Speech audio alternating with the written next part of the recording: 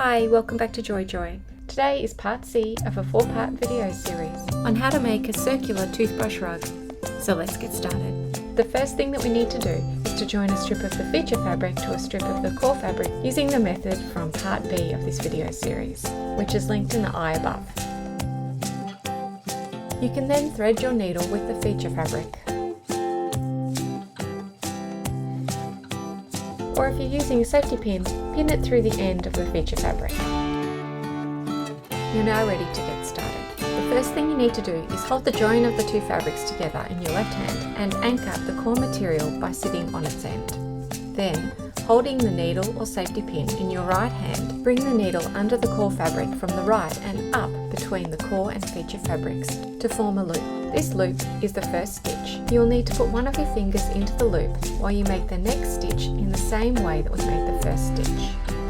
When it comes to the loops, make sure you don't make them too tight. You'll need to be able to fit your needle and fabric through these loops later on in the process. Make 2 more loops on the core fabric using the same methodology.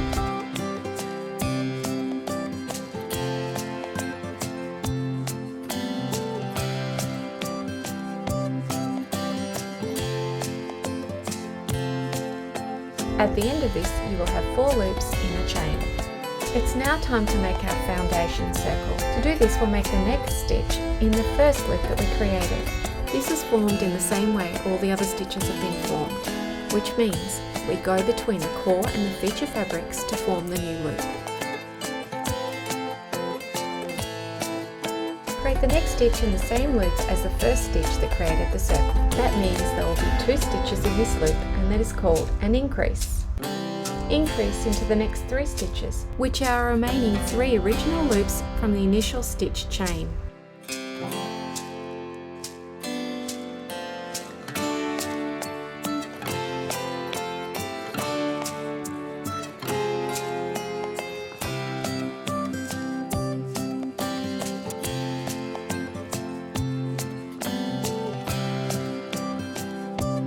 Now we can tighten the circle that we've made by pulling on the core fabric.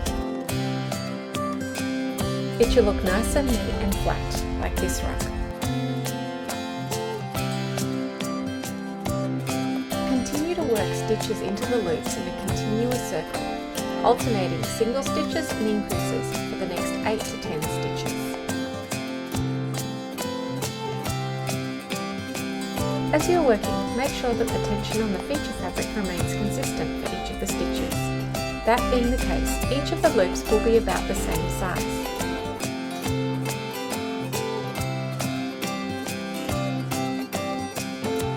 In terms of the tension on the core fabric, it's important that you don't make this too tight, because if you over-tighten the core fabric, it will no longer lay flat and will turn into a ball.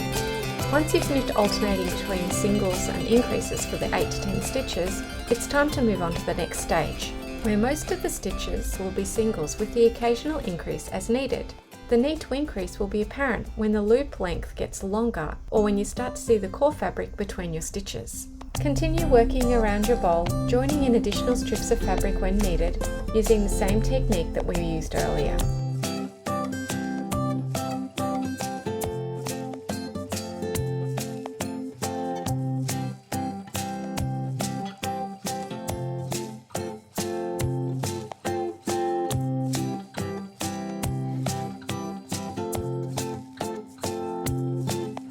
When pulling the wool join through your work, try to leave it at the back of your work so that it's not visible in the final rug.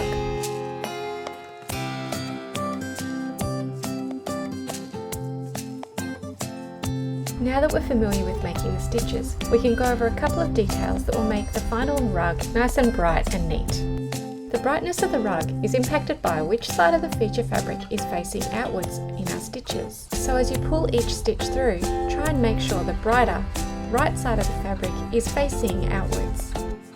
In terms of the neatness of the rug, it will be much neater if each of the stitches is formed with a nice flat section of fabric. To make sure that this happens, try not to let the fabric twist.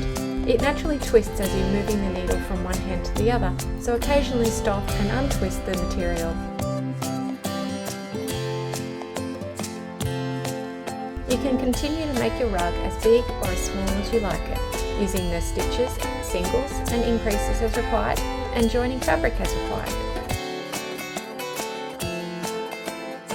In the next part of the video series, Part D, we'll go through finishing the rug and adding an optional fringe.